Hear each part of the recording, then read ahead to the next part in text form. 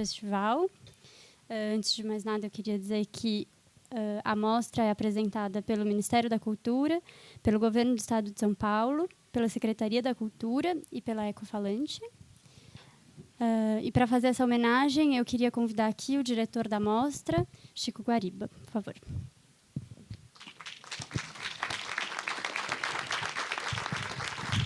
Boa noite a todos. É uma honra estar aqui essa noite.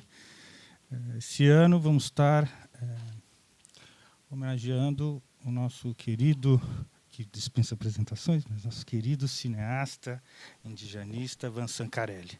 Uma grande honra, Vincent. Por favor, queria te chamar aqui para o palco.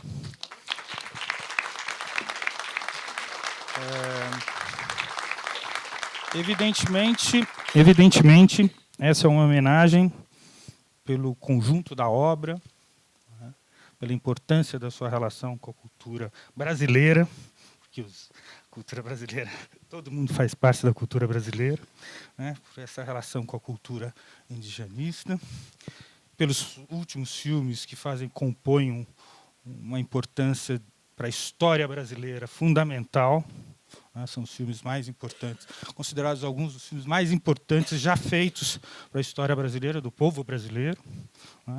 E também é uma homenagem, evidentemente, complementada por esse conjunto da obra, pela importância de tudo isso, por esse momento histórico que a gente vive.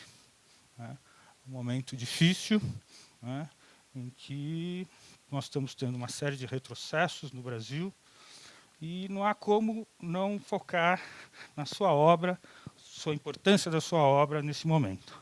Então, é uma grande honra recebê-lo essa noite.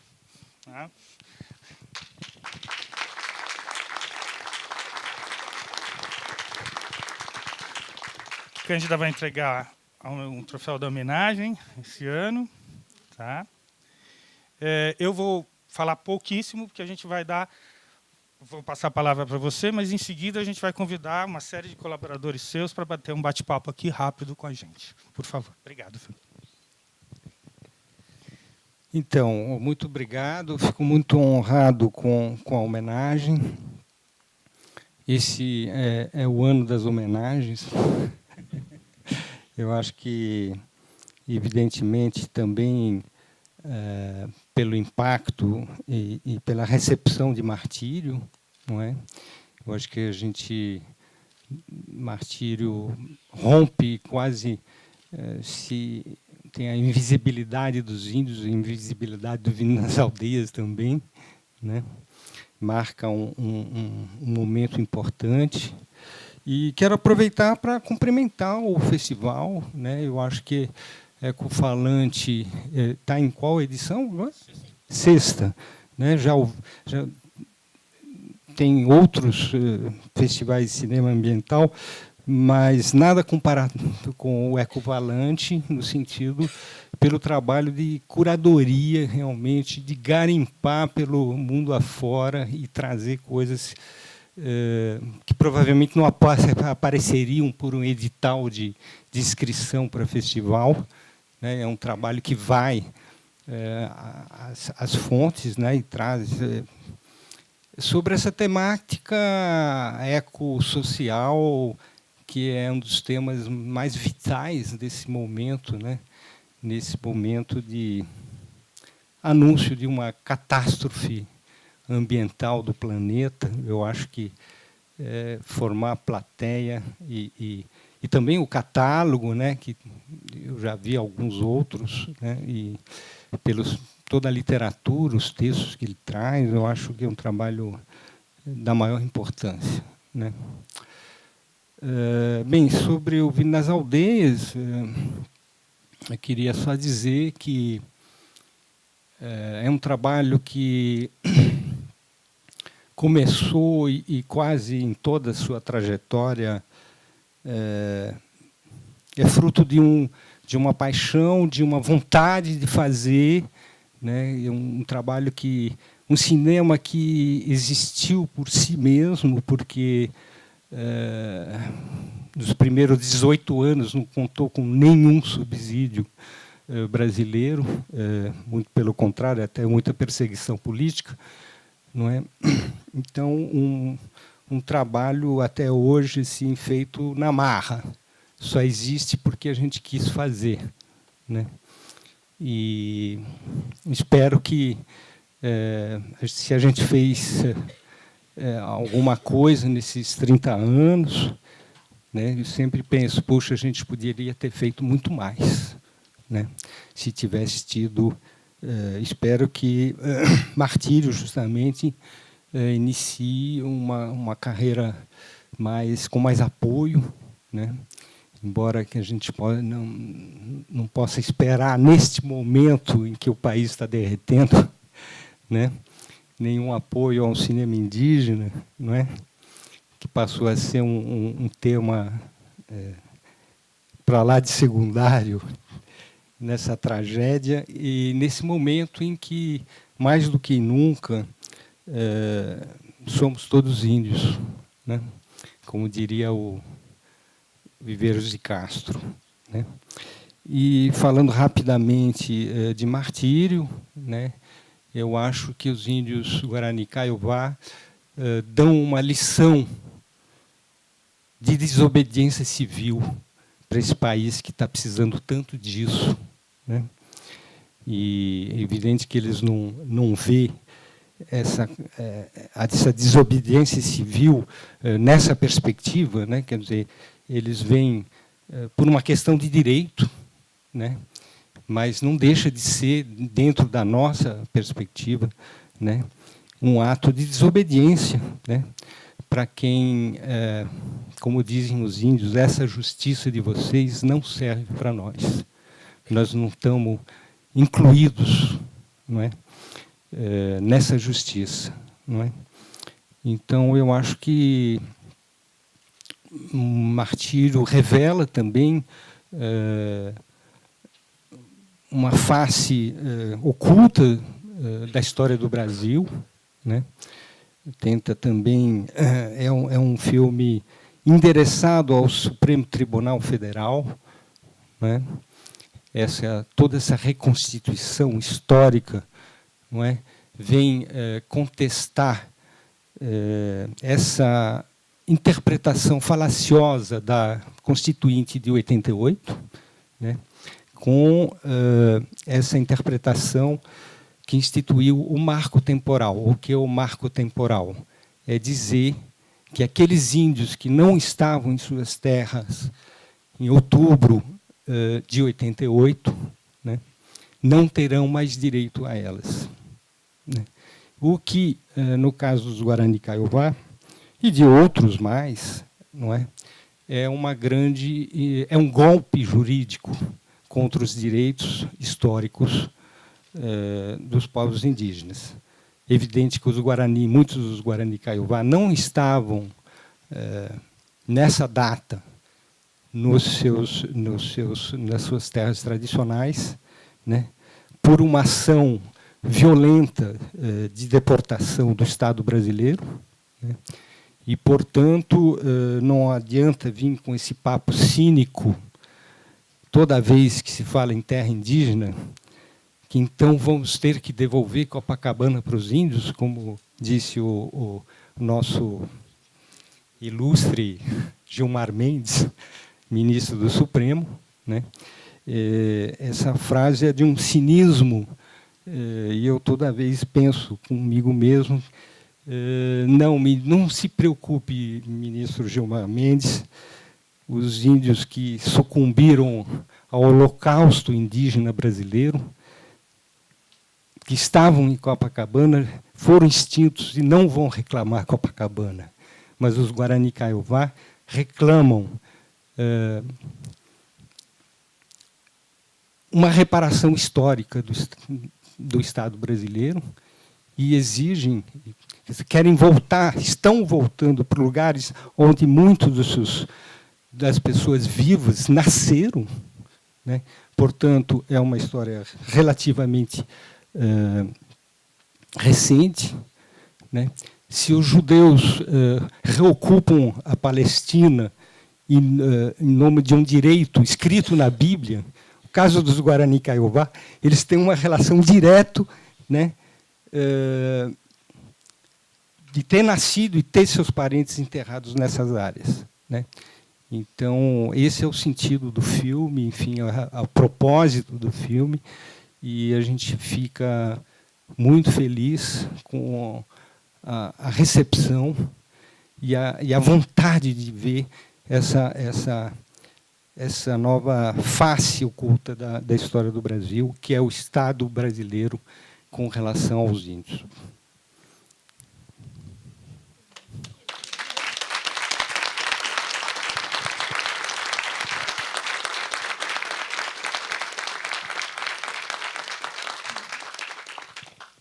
Bom, então, para continuar essa conversa, eu queria chamar o roteirista Leandro Saraiva para compor aqui.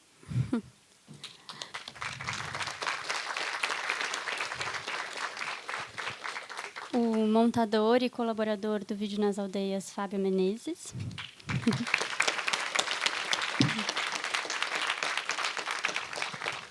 E o antropólogo, doutor em antropologia, liderança Guarani Caiová,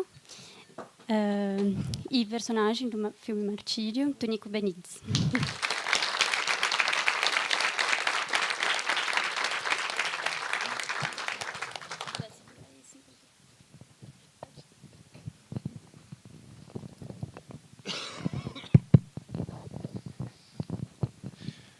Boa noite, Vincent, Tonico, Leandro, boa noite a todo mundo aí na plateia. Eu queria começar essa conversa, Vincent, falando do final do Martírio e da pergunta que ele faz, que você coloca ao espectador, né? O que fazer diante desses jovens que a gente vê, né, sem perspectiva, acuados diante de um cerco de jagunços?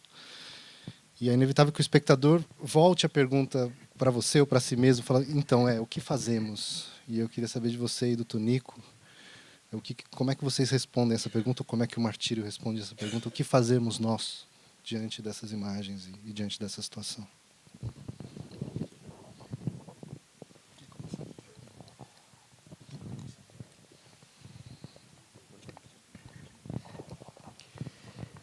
Então, as minhas conclusões, né? O que será dessas crianças que vivem o terror dos acampamentos? E eu penso muito na intifada, né? Essa rebelião dos jovens palestinos, né? Quer dizer, quando você vive desde a tua infância num clima de guerra, né? Não há como pelo menos uma parte dessas crianças vão ser lideranças de um movimento de resistência e de retomada. E lanço outras utopias que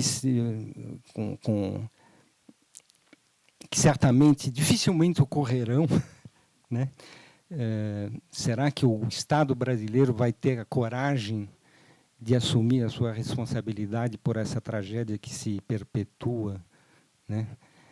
Um país que não teve a coragem sequer, o único país da América Latina que não teve coragem de punir seus torturadores, né? Apesar de uma Comissão Nacional da Verdade, sem mandato de punição, né?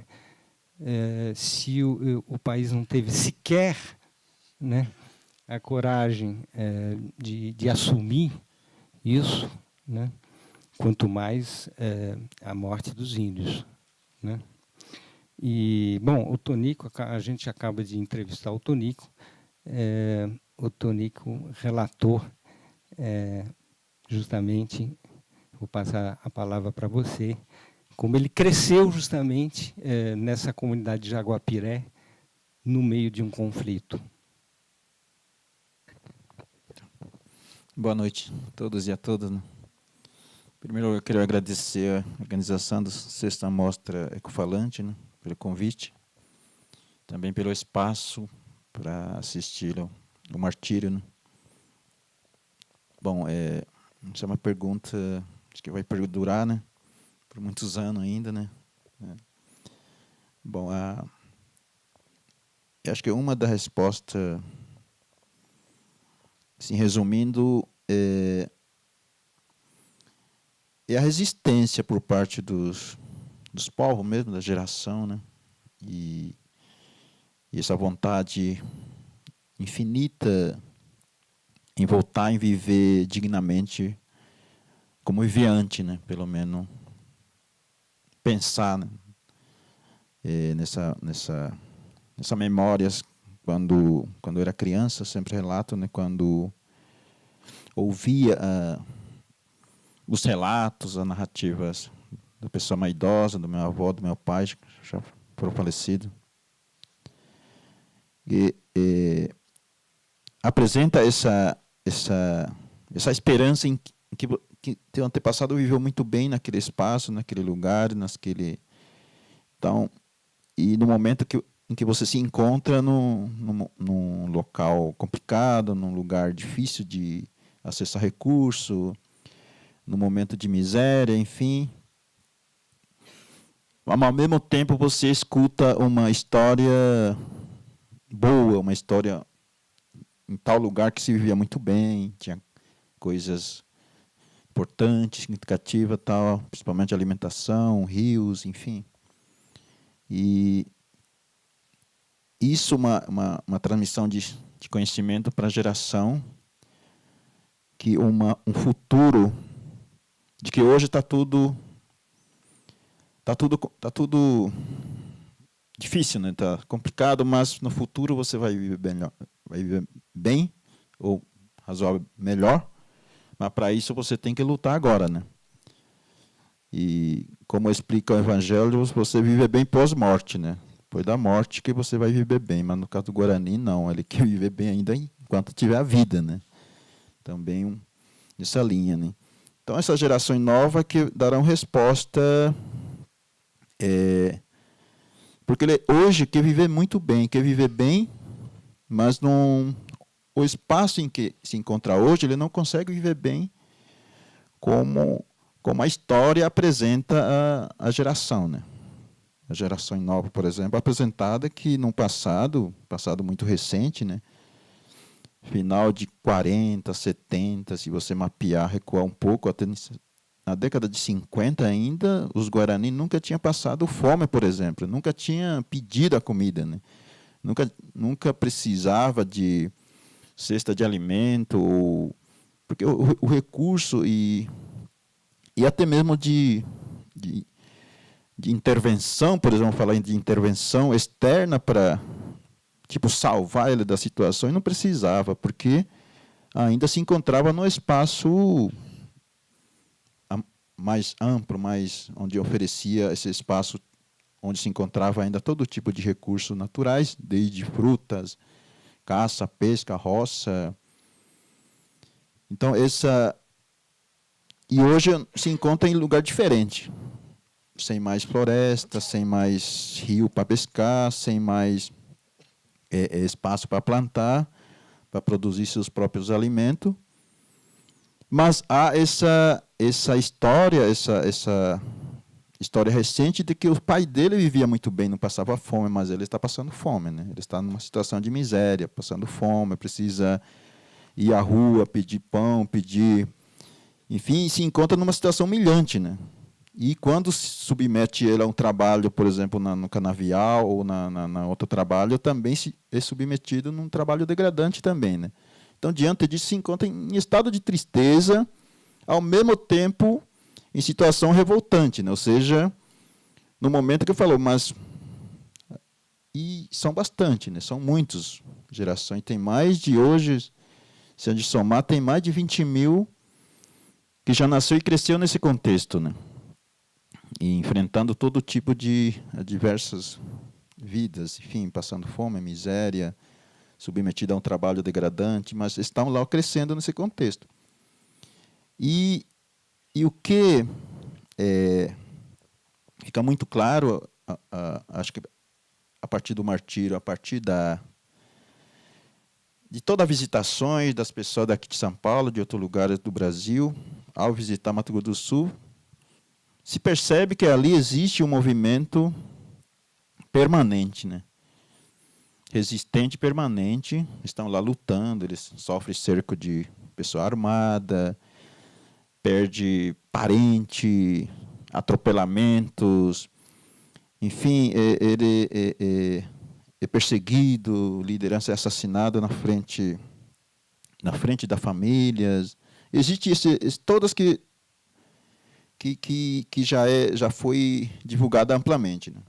Mas diante disso existe essa esperança por parte do jovem que está cristalizada na cabeça que isso será superada, mas a partir da luta permanente e resistência também, né? Então, resposta está na cabeça do jovem, literalmente falando, está onde estão sofrendo, né?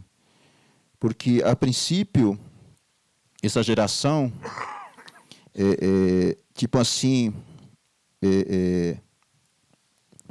elege essa luta, né? Vamos recuperar um pedaço da nossa terra, como o Vassan já adiantou aqui, que, como a mídia muitas vezes fala, os índios vai invadir todas as áreas do Mato Grosso do Sul, muitas vezes se divulga assim, né?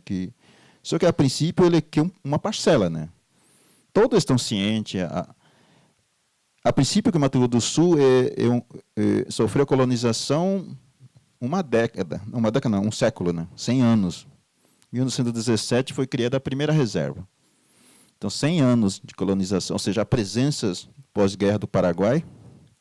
Então, 100 anos. Então, 100 anos, o conhecimento, toda a história, todos os saberes são repassados em 3 gerações, né? Mais ou menos 3 gerações. Então, todos estão cientes que ali toda a parte era territórios Guarani. Só que a luta hoje é recuperar uma parcela, uma parte. Então, esse está muito claro na cabeça de toda a geração em Guarani Kaiowá. Então, ele fala, a gente não vai recuperar a cidade, tem um centro urbano ali, né? A gente não está demandando tal área porque a gente quer esse pedaço aqui. Então, esse é o ponto da luta, ou seja, a central da luta é recuperar essa parte para viver dignamente como os povos, como família indígena que tem essa memória, tem essa demanda, né? Então, nesse sentido, essa luta, como resposta aqui às questões, né? Que uma luta que não vai parar. Uma vez já me perguntaram, até mesmo ligado aos adversários nesse campo de litígio, nessa disputa, me perguntaram na condição de representante dos povos, ou seja, na condição de porta-voz do povo, né, eles falaram, quando vocês vão parar de invadir a fazenda, né? A resposta, falei, só quando ele devolver um pedaço para nós também. Aí a gente para, uma parte para, né? Outra parte, porque ali está em toda parte, né? Desde a região Grande Dourado até fronteira seca entre Brasil e Paraguai, tem mais de 50 mil. Então, as perguntas também para essa resposta, para essa pergunta, a resposta é só quando devolver essa demandada, essa área, essa parte demandada, né? Só ali, com certeza, o indígena passará a viver de modo mais digno, como os povos, como o indígena, também como direito, por direito, né? Então, a resposta acho que está nessa linha, né? Que ao entender que esse jovem que nasce e cresce nesse contexto, ele está ciente que precisa lutar, né? Precisa resistir, precisa ser despejado ou retornar, né? Então, esse, como eu já relatei na minha história, né? Quem leu minha história de vida publicada está no livro. Já escrevi também minha trajetória. Então, onde está, eu passei também. A gente foi despejada 3 vezes. Eu chamei de extrajudicial, porque não era ordem judicial, era as pessoas armadas mesmo, se arma e vai lá, expulsa, queima a casa, expulsa todo mundo. Depois, na sequência, vem a ordem judicial, já é a justiça que mandou, policial, despeja, como o martírio vai mostrar um pouco. Enfim, acho que, mas mesmo assim, o que ainda criança recebia esse tipo de encorajamento, porque a gente chora, né? Eu era criança, chegava lá, pessoal atirando, batendo no meu pai, em outra, a gente chora, né? Sente isso aí, né? Dá medo isso aí, mas depois, daqui a pouco, quando já na área despejada, a gente se conversa sobre esse acontecimento, né? E onde reafirma de novo, mas a gente não vai desistir, né? A gente precisa voltar lá. Porque aqui a gente vai morrer igual, se a gente voltando lá, a gente, então, lutando, a gente vai lutando.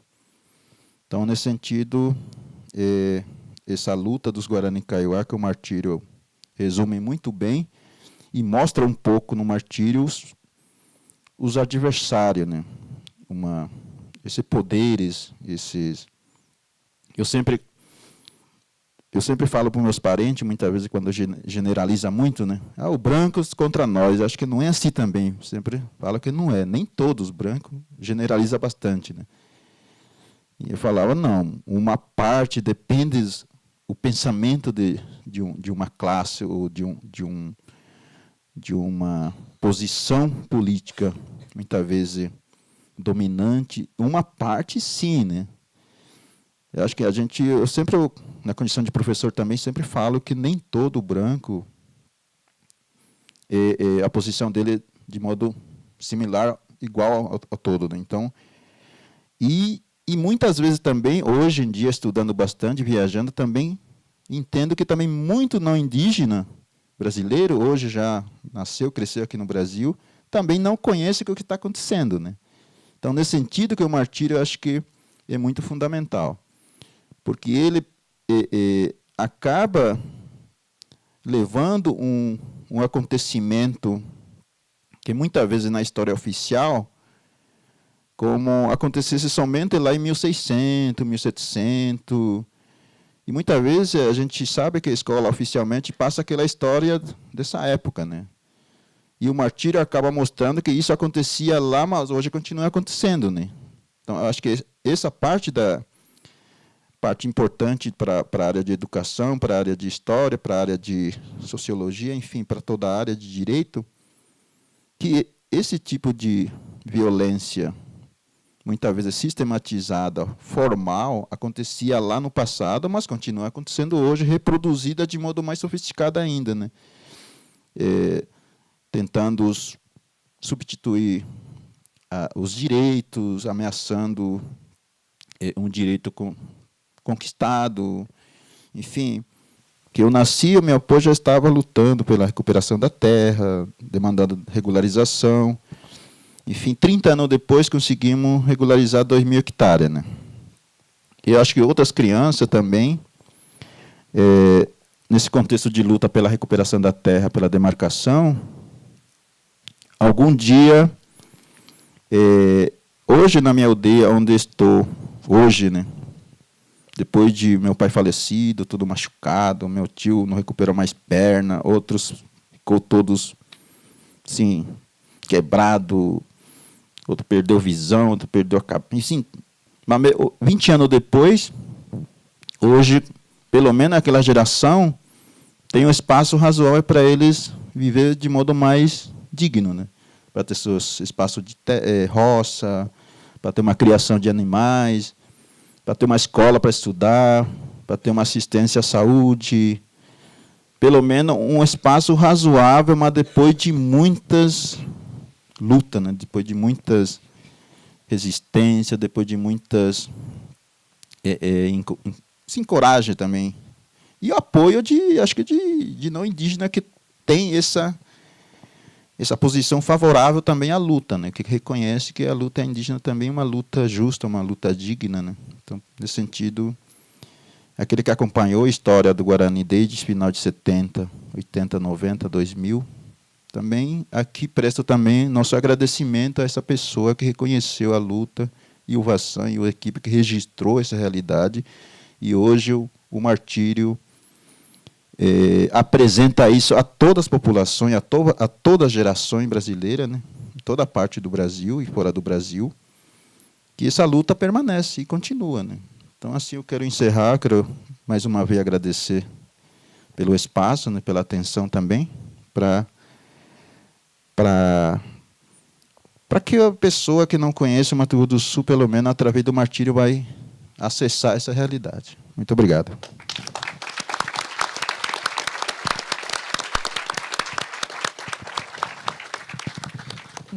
Pegar o gancho mesmo da participação de vocês dois, que o Tonico, além de personagem do filme, é um colaborador, né, fez parte do tecido ali de fazer o filme, e os filmes que passaram antes, que são do Vídeo nas Aldeias e o Martírio, que vai passar agora, e o Corumbiara, está na mostra também, fica muito evidente, pela fala do Vincent também, que o cinema que tu faz é um cinema como um instrumento de luta. É evidente, é óbvio isso, né? E é um tipo de luta feito, o depoimento de vocês mostra isso também, junto. É vídeo nas aldeias desde o começo, isso sempre é marcado, é feito junto. O filme também, o Martírio, que a gente vai ver, é um filme feito com a colaboração do Tonico, de outras pessoas, um tecido de luta de muito tempo. E é um tipo de cinema que não é comum, não só pelo seu posicionamento político, mas por esse tipo de posicionamento que é fazer junto com, né? E isso também que tem um desdobramento assim para a plateia, para todo mundo que vê, que meio que interpela a gente, como essa pergunta final, assim, mesmo que tu não tenha, como tu disse, Tonico, pessoa que não conhece a luta, quando tu vê o filme, tu fala assim, bom, esse negócio tem a ver comigo. Tem gente aí que foi lá, não é só uma representação mostrando, tem compromisso, né? Tu é personagem dos filmes também, né?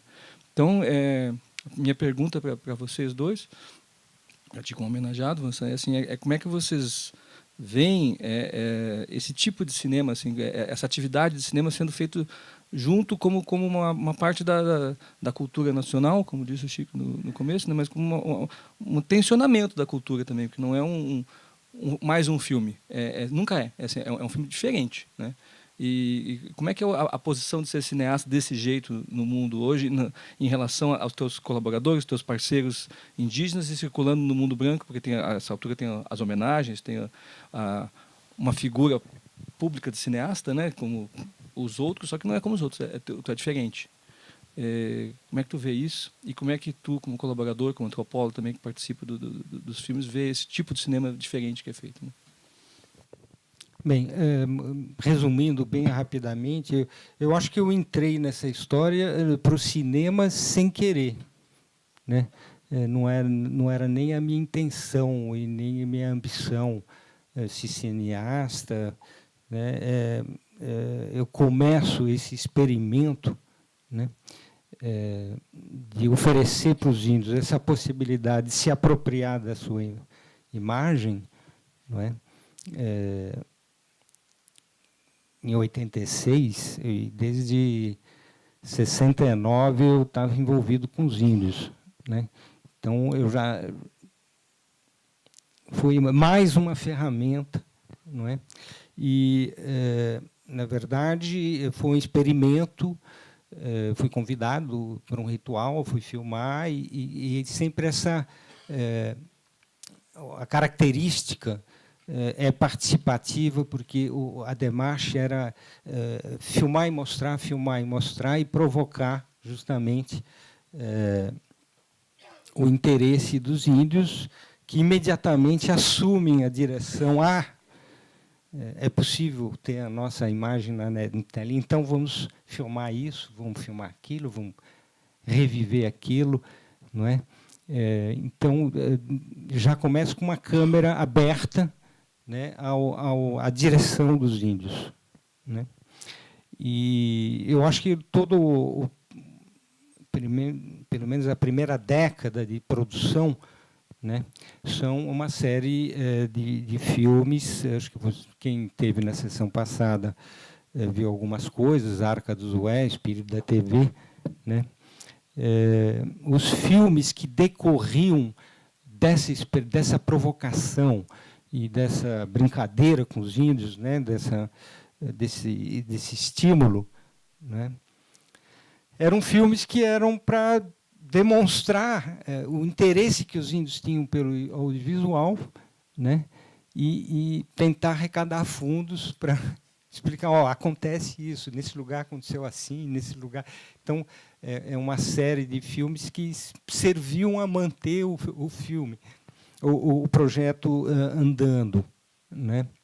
E, na verdade, os filmes também, quer dizer, eu saía de uma experiência num povo, ia para o outro e falava, olha, aconteceu isso, eles filmaram isso, a gente está aqui o material, aí o grupo seguinte dizia, eles são assim, agora nós vamos mostrar quem nós somos.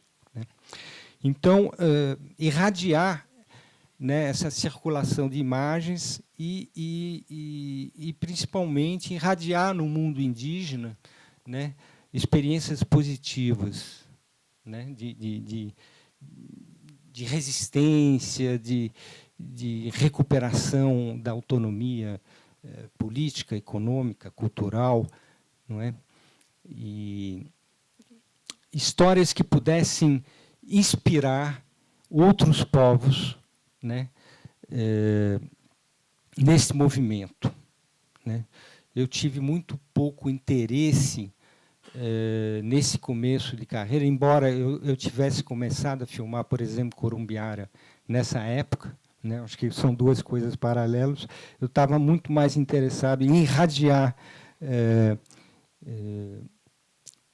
histórias de sucesso, de retomada de autonomia, de resistência cultural, do que ficar denunciando tal situação circunstancial, histórica, porque os índios, inclusive, não tinham grande interesse, né? Quer dizer, quando eles descobrem a possibilidade da imagem, de produção, a sua imagem, o fascínio era filmar as coisas belas, né, que estavam sendo abandonadas, né, esquecidas, não é?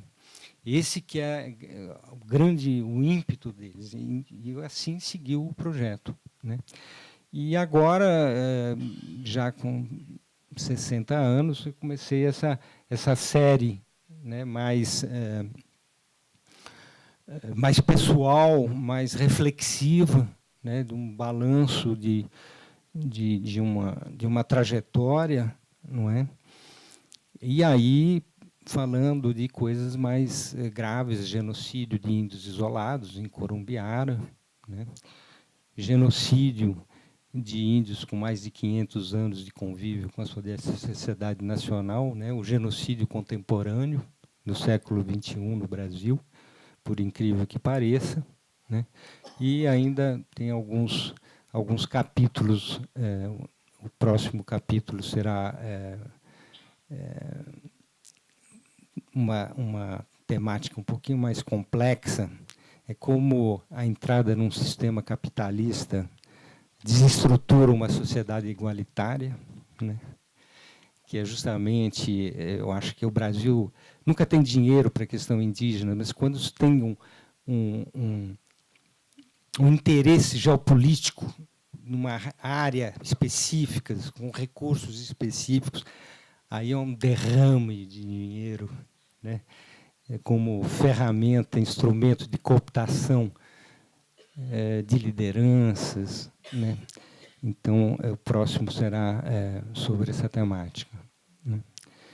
Então é isso. E quer dizer, a partir depois da primeira década, quer dizer, o projeto demorou muito a ser conhecido no Brasil, mas foi muito rapidamente reconhecido internacionalmente em outros países, né? E o que me levou a grandes encontros internacionais, né, com os nativos do primeiro mundo, como se dizia, em que já havia, inclusive já na década de 80, índios do Canadá, da Austrália, enfim, da Nova Zelândia, frequentando faculdade de cinema, não é? E aí a gente começa então realmente um programa de formação de cineastas indígenas, que isso visivelmente entendi que a emergência de um cinema indígena era um fenômeno planetário, né? E que esse era o caminho a ser seguido, né? E aí as 2 décadas seguintes, né, a produção dos autores indígenas, e aí realmente a revelação de de um novo olhar no cinema brasileiro.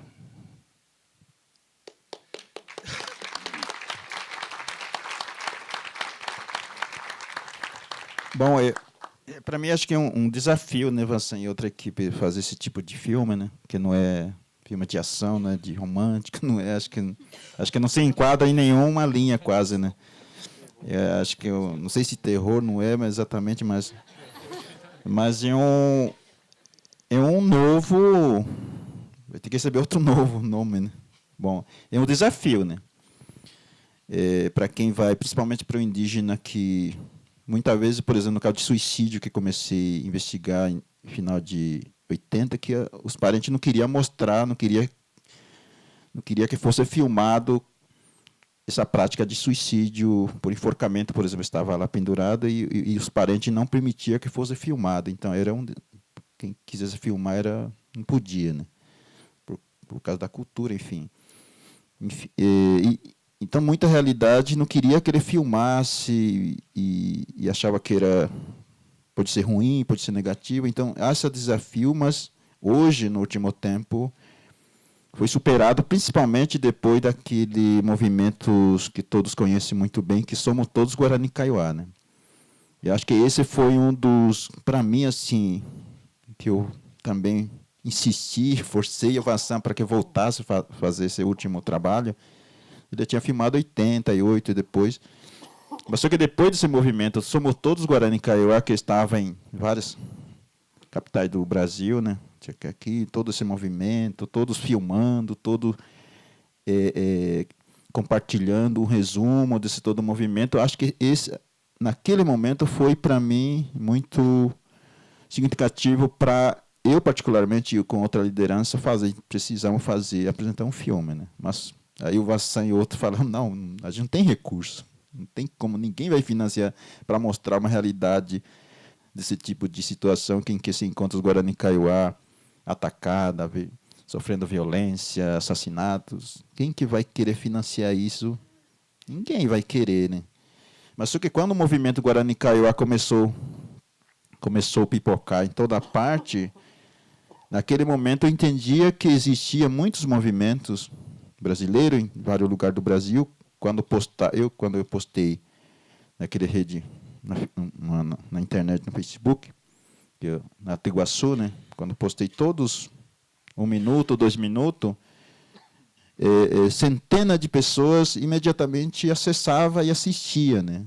E muitos já comentavam lá que isso, nunca vi esse tipo de... Será que existe isso aí?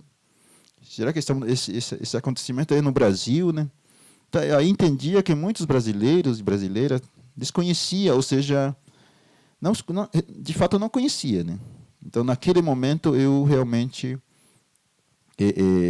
insisti, abracei e falei, a gente precisa fazer um tipo filme. Aí passei a acreditar muito, porque a imagem... acho que quem foca essa tecnologia, câmera, né? Muitas vezes, conversando com vários jornalistas, ele fala que ele muitas vezes foca aquele que interessa para a grande mídia, ou seja, mas muitas vezes pode recortar, né? Se pode filmar uma realidade, mas ele pode cortar, ou seja, isso tem uma técnica mas dificilmente vai mostrar aquela que o indígena que gostaria que mostrasse, né? Ele vai sofrer ainda, vai passar por umas infiltração, vai ser filtrada aquela imagem, isso aqui não vai cortar, então pode sofrer ainda. Então isso aí também entendia, né? Mas então como que a gente vai mostrar através de um filme essa realidade? Aquele que filma, aquele que financia, por exemplo, ele vai querer selecionar uma realidade. Isso aqui não pode, isso aqui pode. Então vai entrar nessa discussão, né? Aí eu falava para toda a liderança, na Assembleia em geral, que a gente precisa mostrar toda a realidade. A gente precisa, essa câmera focar toda a realidade e mostrar todo, não precisa fazer recorte, não precisa... Então, esse foi um desafio, né? Porque muitas vezes, como Martírio, vocês vão assistir, já assistiu, né? A gente precisava mostrar aquela realidade, porque é uma realidade, né? E realidade, muitas vezes, gera incomoda ou às vezes cria outro tipo de interpretação, ou muitas vezes cria outro tipo de situação para a pessoa, né? Mas se é uma realidade, precisa ser. Então, por isso eu acreditei nessa tecnologia, né? Que hoje cinema, depois passei a entender também esse mundo do cinema, pessoal conheci até hoje vários profissionais dessa área, né? E aí agora já integrei várias equipes também durante 5 anos de trabalho, pós-martírio, depois durante o trabalho já conheci várias pessoas, mas achei interessante que acho que está surgindo um novo filmes.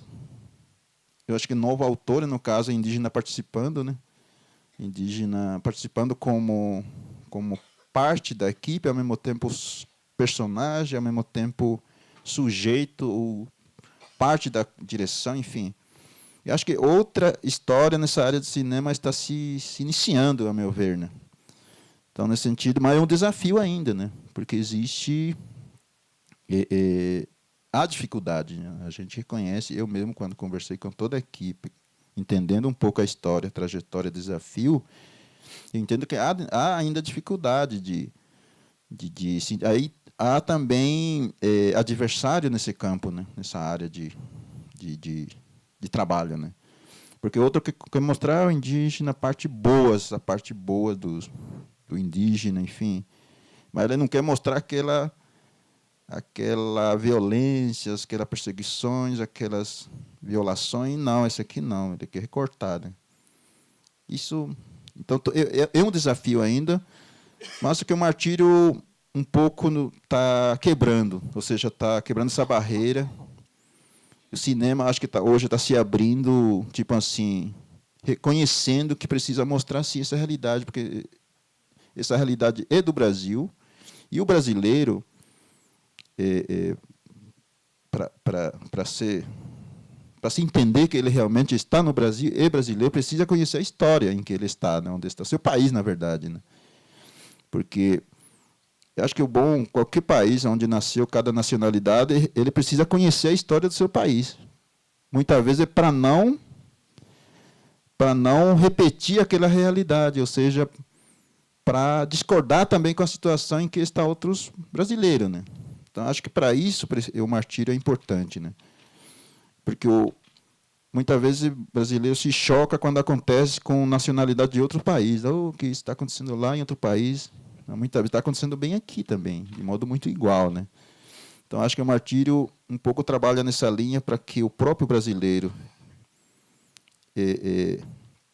reconhece que existe uma realidade no Brasil, né? No caso aqui na fronteira entre Brasil e Paraguai, de Mato Grosso do Sul, né?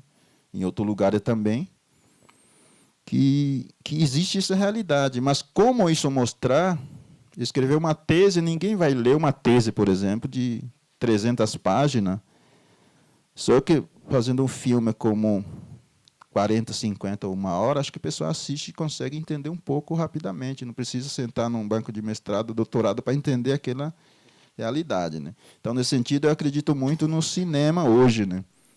E também já começo a trabalhar também para que fosse realizado outro filme e outros filmes, né? Acho que só assim os brasileiros e brasileiras podem entender melhor a história do Brasil, que até agora oficialmente a história é mal contada, né? Não é tão contada assim, aprofundada, né? Existem várias histórias dentro do Brasil, né? Então, só assim é possível apresentar a história das histórias do Brasil, né? Que o Brasil, por isso hoje tem um estudo aí que chama Os Brasis, né? Ou seja, no plural, né? E acho que essa parte é importante. Conhecer essa história dos Brasis, que é plural. Então, cada lugar tem uma história, né?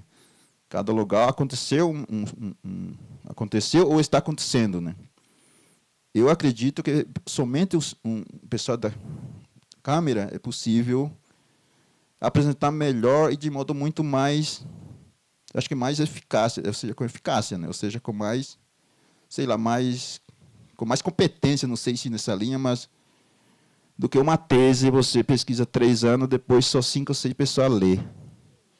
Então, mas quando um filme, eu acho que você consegue acessar várias pessoas de diferente nível, de diferentes áreas de conhecimento. Eu acho que, nesse sentido, eu começo e passo a acreditar nesse trabalho do pessoal do cinema. Muito obrigado.